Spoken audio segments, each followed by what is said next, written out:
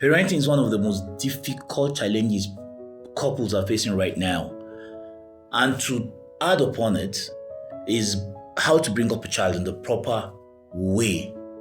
Now, there's this old versus new school concept of bringing up children. The old school predicated mostly on not sparing the rod, but the new school advocates for sparing the rod. Now, there's no one rule fix all uh, system of bringing up a child, basically, because everybody's unique. Every child is unique, just like we're all unique. Now, there's a child who is afraid by just looking at him, scared. There's a child you have to scream. There's another one you have to beat. There's another one you have to give punishment. It could come in different forms, Now, there are some, all you need to do is just talk to them.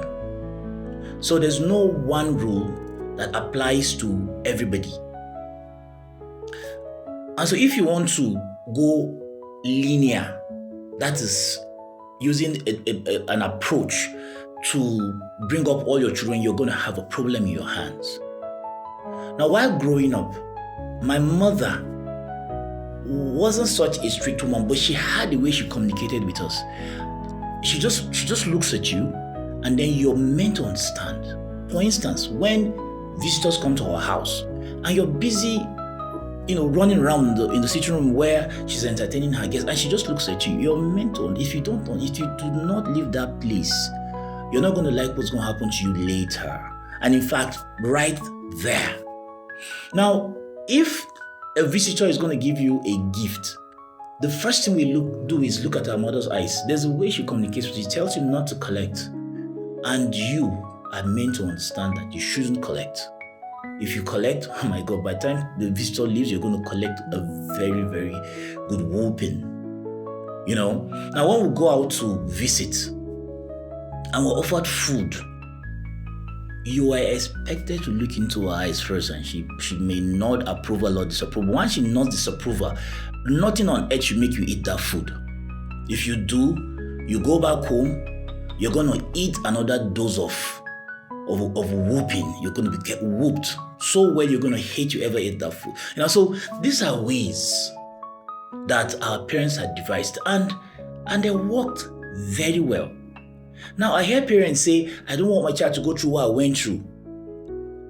For crying out loud, what you went through is what formed you and made you who you are today.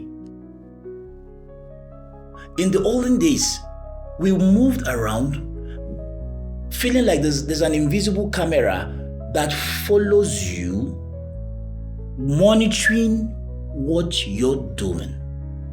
Because your neighbors all had I won't say the right, but they take it upon them to help in forming the behavior, the character of a child.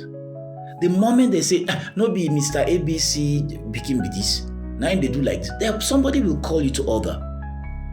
It doesn't necessarily need to be you, but they'll call you to order. And you will be happy as a parent that someone even intervened in trying to reform your child's behavior. But these days, what we see is people do not even tolerate anybody correcting their child. It goes as far as to the schools, where a teacher flogs a child. I know some teachers go overboard, as a matter of fact, but I've seen where parents went to school to go and beat up a teacher for punishing their child. While we were in school, then we had they call him a sergeant. Most of them normally are retired soldiers, and they are like the discipline masters. They are given these huge canes that, of course, if you mess up, you get a good whooping. And then our parents then used to tell us, I will report you to your school law. Your sergeant will flog the hell out of you. And somehow that alone scares you. And then it puts you in perspective. You begin to behave the way you should. You understand? So this over-Oyibonizing of bringing up a child, for me, we are Africans. It may not completely work for us. For instance, a child calls his father by name. A child can call a cop on his father. No, do you try that in Nigeria? Are you all right? The cop will start by dealing with that child. That is who we are. We are Africans. I'm not totally against the Oyibo Ikwe, but what I'm saying is that we should find a balance. Try and, balance in between, like pick the best from here, pick the best from here and put them together. But I am not an advocate of not sparing the rod. If a child needs a rod, the rod should come down on him or her. Because some of us, while growing up, the rod helped to keep us in check. And I believe the rod will help to keep every child in check. This is just my small take this morning. I hope it helps you. And if you find this information helpful, please share, like, and forward someone and make your comments. Thank you.